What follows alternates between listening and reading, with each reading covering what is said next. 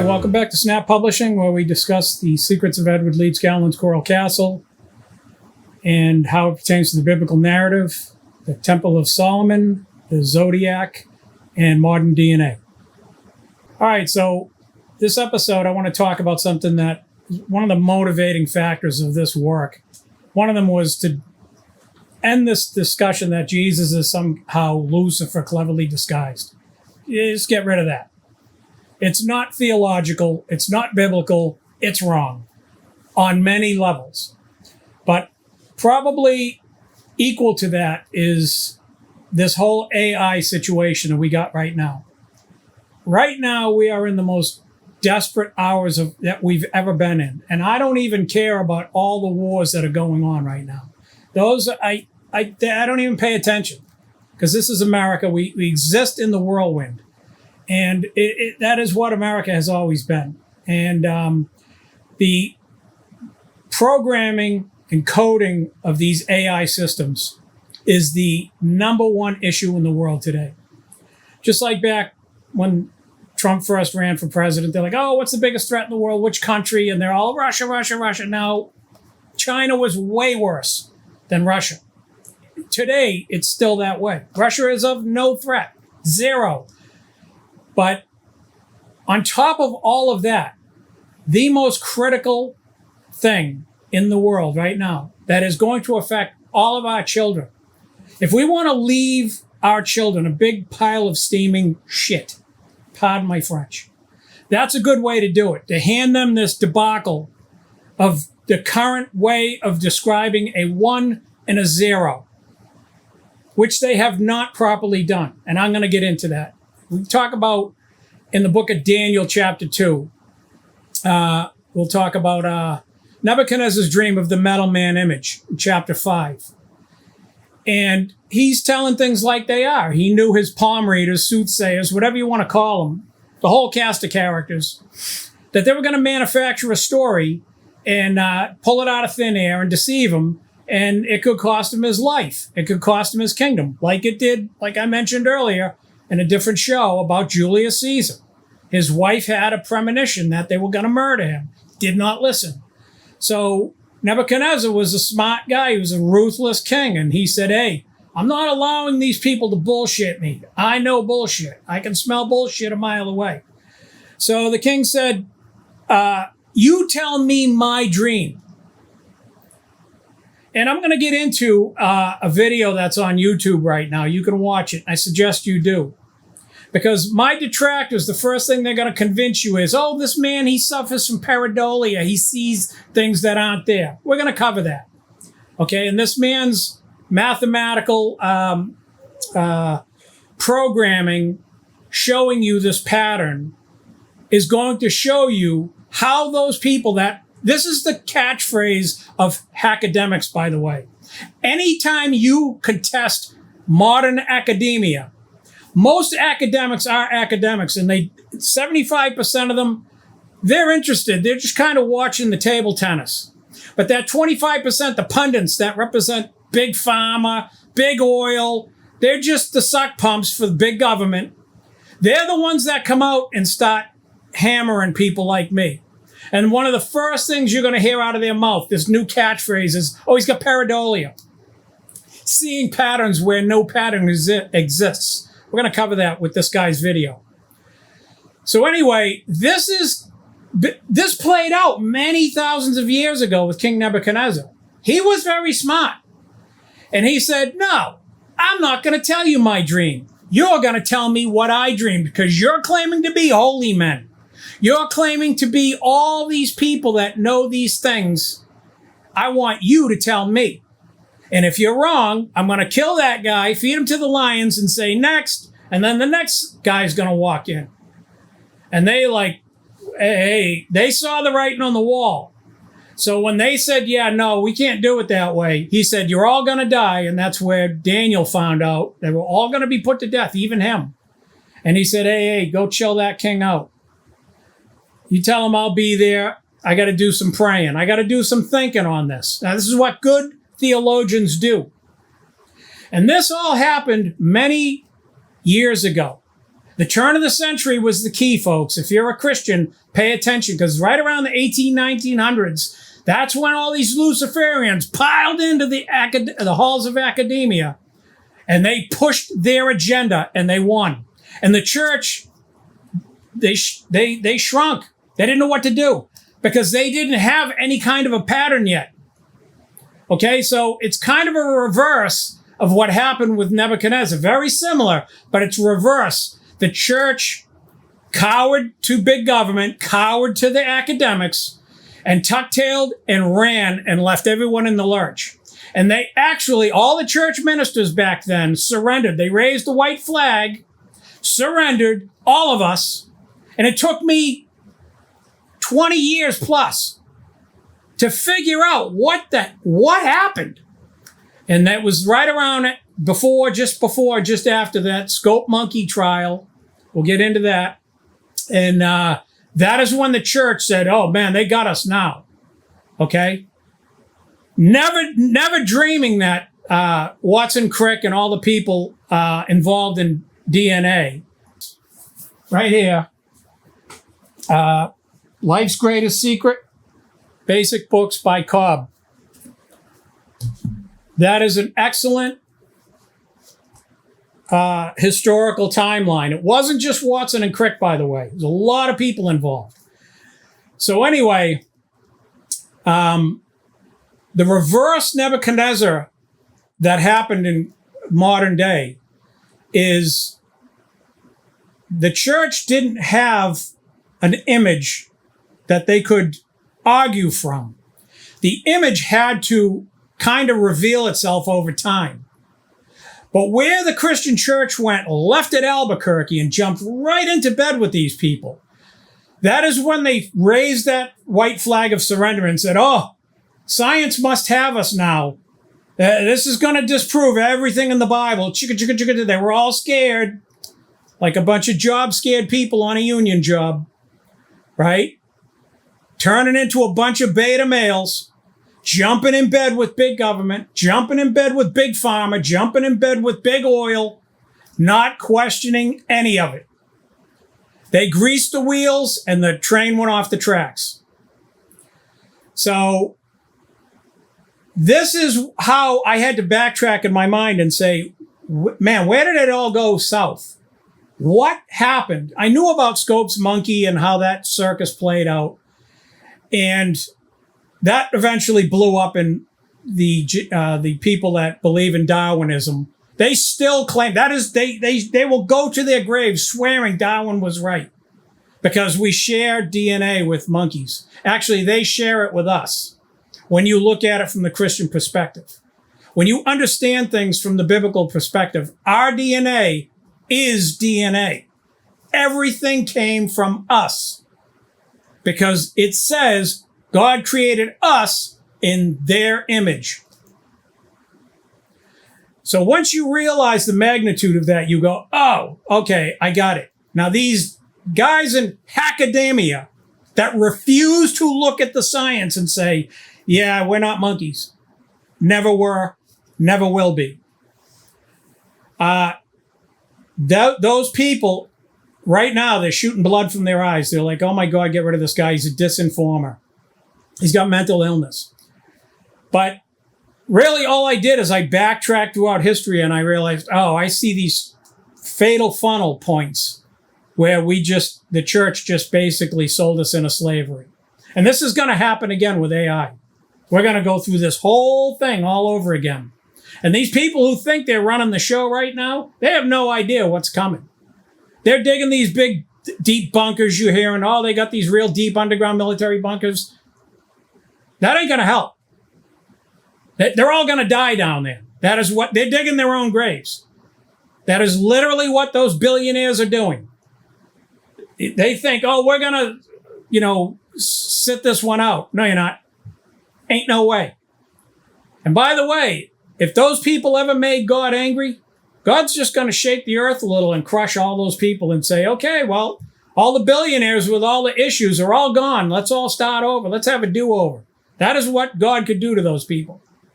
They think they're above God, but they're about to find out that ain't how it is. Okay? But I'm going down a rabbit hole. And let's get into next page here is Scope's monkey trial was 1925, July 1925. And it went unchallenged, and that resulted in a victory, and the church tuck-tailed and ran.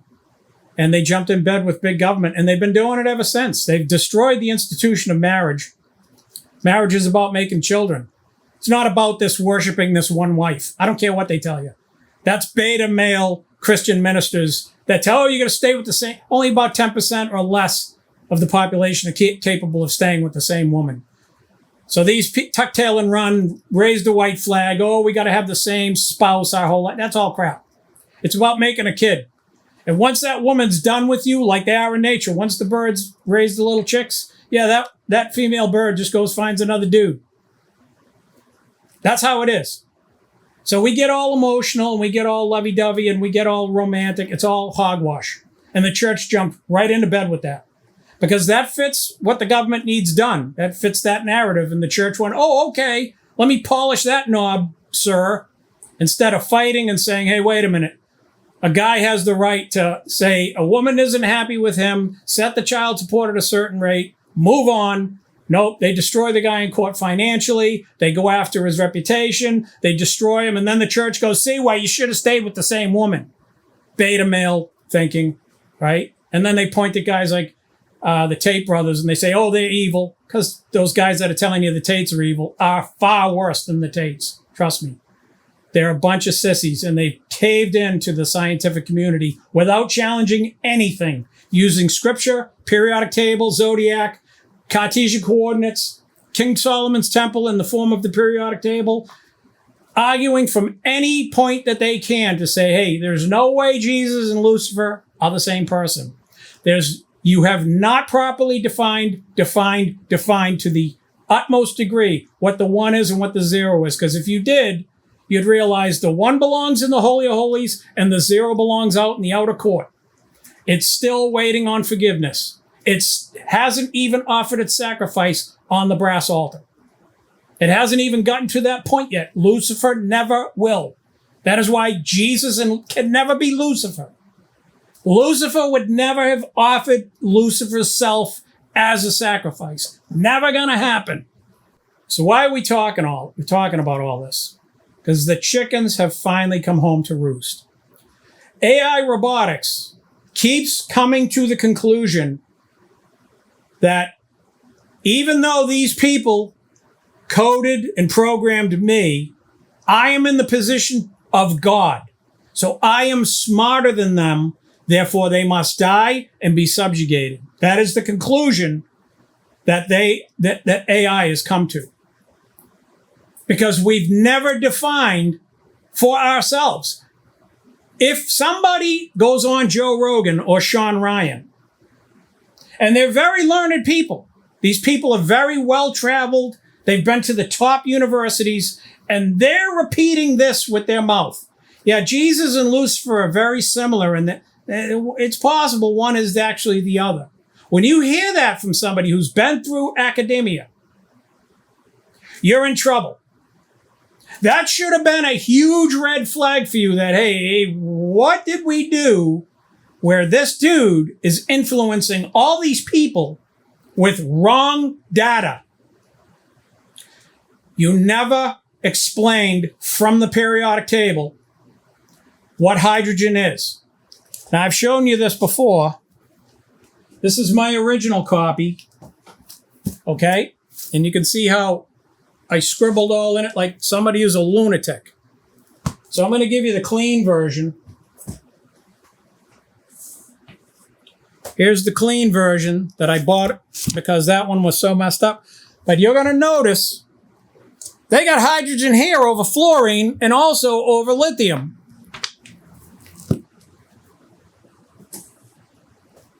When I saw that, and I was going through some stuff in my life, I don't even want to list all the things I had going on when I grabbed that book. I was walking out of my mother's house, and a voice said, see that book? It's my brother's old textbook from school. The voice in my head said, grab that book and take it home and read it. And I know that voice because I work on live power lines, and all linemen, almost all of them, will tell you they've heard the voice. And that voice usually says, I wouldn't do that if I were you. And I'll hear one of several voices when I'm doing line work. It's a couple of people I've worked with. A guy named Kevin, a guy named Brian, a guy named Chuck. There's several others along the way too. And when I hear their voice and they go, I wouldn't do that, snap. You better think about that move. 99.999 out of 100 times I go, wow, I was just about to die. Or that 0.0001%, I was like, well, that would have blown something up or damaged some property. Most of the time I said, what was I thinking? Because I heard that little voice. So that little voice said, pick up that book. And when I got it home, the first thing I noticed is, why are there two hydrogens? What's going on? Because it's always conveniently, cleverly placed over lithium. That's the only way I've ever seen it. I had to write. I was hooked. I had a hook in my mouth. I was like, man, I got to read this book. So I started flipping and flipping and flipping. I got about that far into the book, and I realized the author talked about why that's that way. And the scientific community really did not know how to classify hydrogen because it has some qualities of fluorine, it has qualities of carbon, and it has qualities of lithium. So they were like, well, where we want to put it? And they put it down where the big toe is. If you look at the periodic table, there's a guy sleeping. But you see in that graphic that Mr. Editor is going to put up on the screen for you, the big toe is where they decided to put it. And that big toe and those feet is what God told Moses, take those off and don't come in here. Those are the sandals. That's what you're supposed to remove in the outer court before you come into the holy place or the Holy of Holies. That represents the 1/3 who fell with Lucifer. Messengers, the word messengers is angels. So when it says angels fell with Lucifer and angels sided with God, there's more than one way to skin that cat. So if you have biblical myopia and you can only see things up close, or you have biblical hyperopia where you can only see far away, far-sighted, nearsighted, you're not going to figure this stuff out because to you, the Bible is only one way, and that's salvation, salvation, salvation only. There's no science. You see the people who are in charge of your church? Salvation, salvation, salvation. That's all they teach. And they tell you outside of that, there's nothing. Why do you think they caved in for the scientific community back in the turn of the century, the turn of the last century? Why do you think that happened? Because they had myopia. During Paul's conversion, he went to Ananias. By the way, you look at Ananias' name, very interesting because it's a mirror image. AN is Na, which is salt. So his name represents the mirror image of the periodic table. Over here you have Na, salt, and over here you have An. And you notice the IA combination in his name. It's not AI. It's the opposite of AI. I don't want to go down that road. And by the way, the S always represents the minus, South Pole. So Paul has something that resembles scales fall from his eyes. Those ministers years ago that sold you into slavery, scientific slavery, that jumped into bed with big government, they have myopia. Salvation only. It's only about salvation, getting right with God. That's what brings you to God many times. It's not what keeps you. And by the way, a lot of people are run off from the church because they have a scientific mind. And when they find these people who are salvation, salvation, salvation, obsessed, those are the people running the church. They're the people who, when I just talked to you about marriage and agreeing with the Tates on a lot of things, those are the betas that are going to turn into alphas real quick. Their teeth come out. They shoot blood from their eyes. They turn into those crazy liberal lunatics. They're just like them. They're worse, foaming at the mouth, saying, I'm leading you astray. I'm the one who's of the devil, blah, blah, blah, blah, blah. This is how they operate. And the reason they have that myopia, they don't understand the layering of the Bible. They don't get the whole meaning behind the Ark of Noah having the window and a cubit above and the lower, second, and third levels. You tell them that's how the Bible is, and they say, hogwash, it's all about salvation. There's only one level, there's no window, and there's no lower levels. That's their Bible. Okay? And those are the people, when science came to bear, where it became critical for people to understand the scriptures, they had no basis from which to argue because they had myopia. They weren't of a scientific mind or a mathematical mind. So they just handed that off to who? To the devil. To the academics who are literally Satanists. They gave over our system to them that was created by us. I had to sit when I was figuring all this out, and I had to say, oh, I know what happened.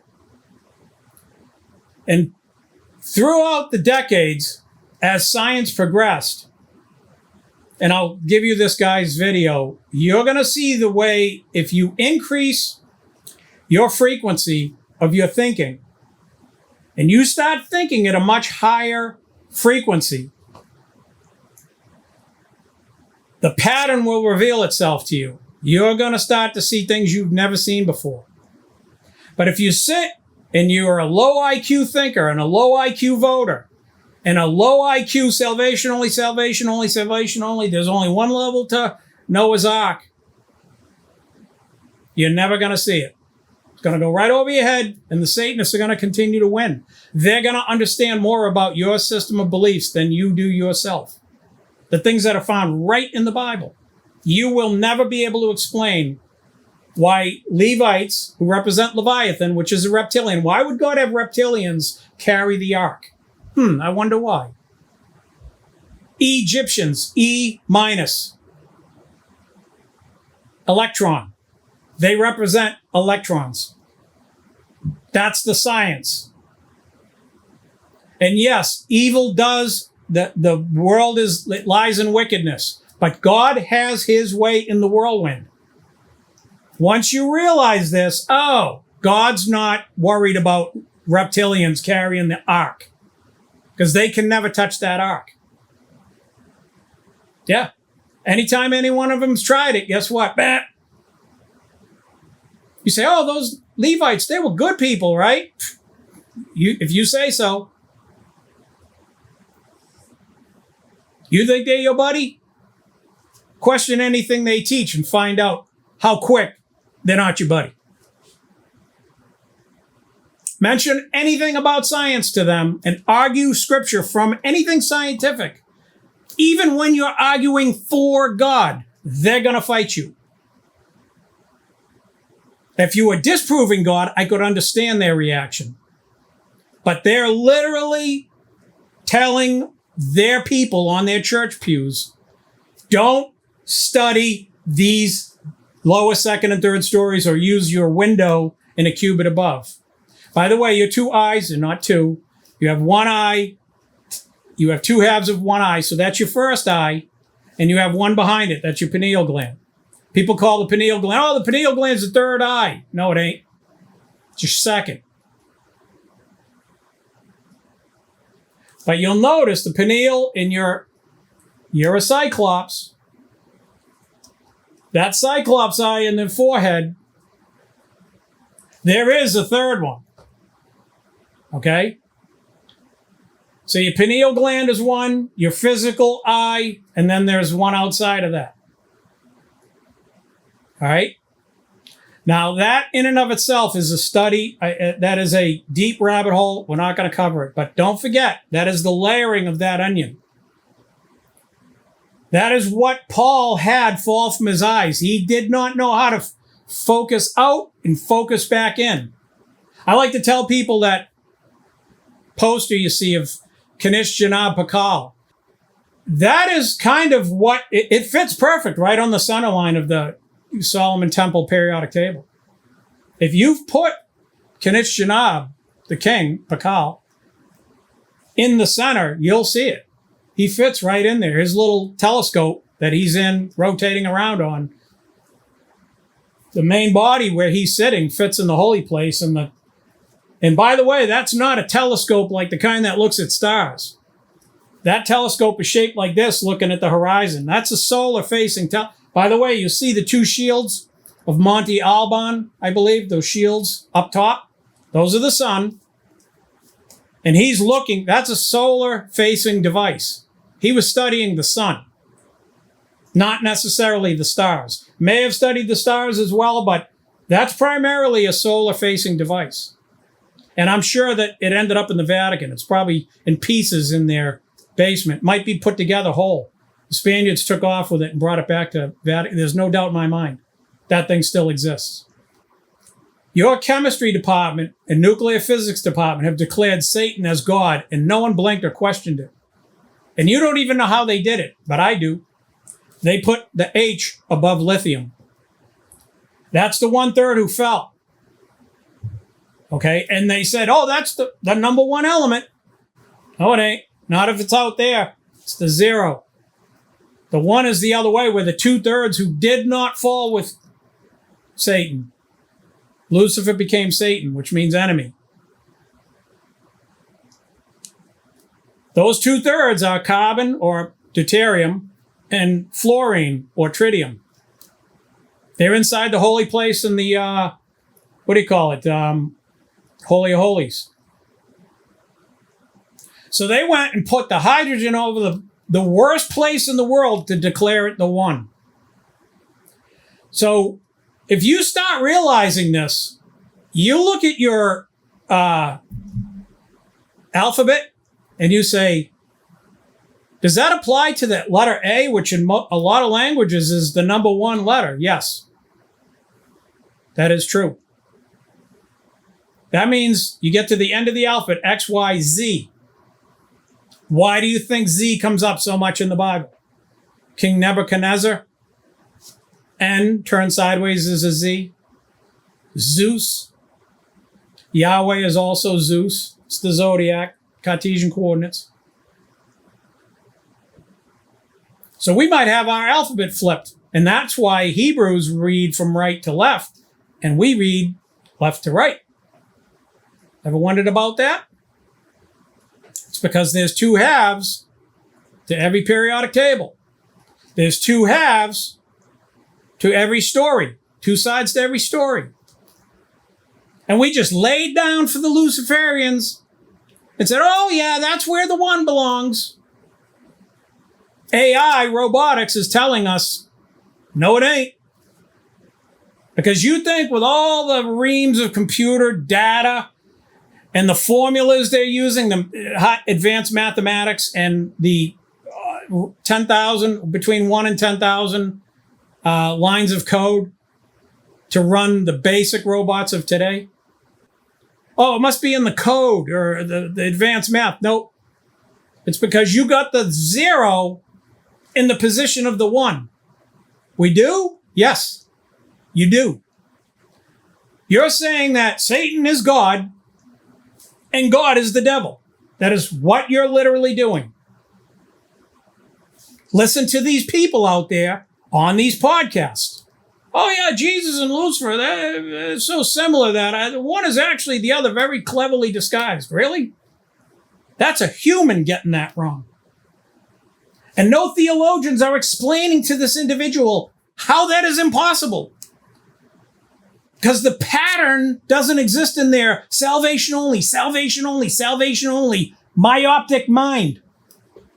Once you as a Christian realize, man, we really did screw this up. Yes, they did. I didn't. Because I said, hey, I can't put Saul's armor on. There's something wrong about Christianity. Something stinks in Denmark. And I set out to find out what happened.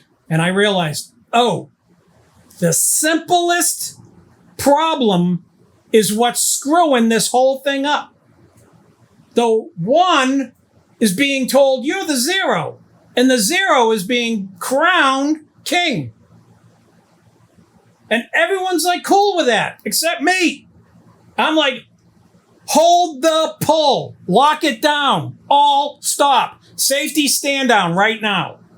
Anyone who's an iron worker, anyone who's a built-up roofer, anybody who's a tunnel digger, sand hog, anybody who does line work, anybody who's anybody knows what lock it down, all stop, safety stand down.